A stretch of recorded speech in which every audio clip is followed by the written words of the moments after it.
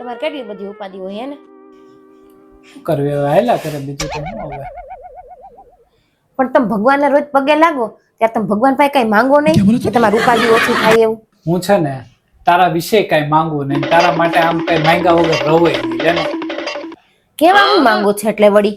એમ ને કાંઈ એવું હોય નહીં, બીજું શું હોય તું ત્યાં ખોટા લવારા કરો માં. આ તો મને એમ થાય હું તમને કઈક વાત કરું પણ તમે એ વાતને યોગ્ય નથી. હવે મારે કાંઈ સાંભળવું નથી. તું મને એક જમવામાં શું બનાવ્યું છે? અત્યારે ભૂખ લાગી છે. શાક ને રોટલી. તો મેં તને દાળ ભાત બનાવવાનું કીધું તો એક દાળ ભાત ન બનાવ, અઠવાડિયે એક વખત તો દાળ ભાત બનાય તું. પણ કુકરમાં શાક બની ગયું હતું એટલે દાળ ભાત મારે કેવી રીતે બનાવવા? શાબાશ. તો આપણા ઘરે એક જ કુકર છે ખાલી? કુકર તો 3 છે પણ એ અંદરથી કાઢવું પડે એમ છે.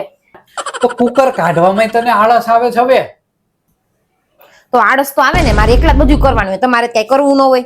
ત્યાં હવા ફૂટનો તારો જીવડો છે એ અકાવમાં તને કોઈ દિવસ આળસ આવતી નથી. હમણાં એમ કીધું કે હાલો પિઝા ઢોસા ખાવા જાય એટલે તરત મેડમ તૈયાર થઈ જાય, અને જયારે કામ કરવાનું આવે, રસોઈ ઘરે બનાવવાનું આવે ત્યારે ઢગલાબંધની આળસ આવી જાય. એમાં પિઝા ને ઢોસા ને બધું વચમાં ક્યાં છીએ એવું હે વળી? સાચું કેવું, એ તો મેડમ ને કઈ સાંભળવું ન હોય, એમાં તો જોર આવે.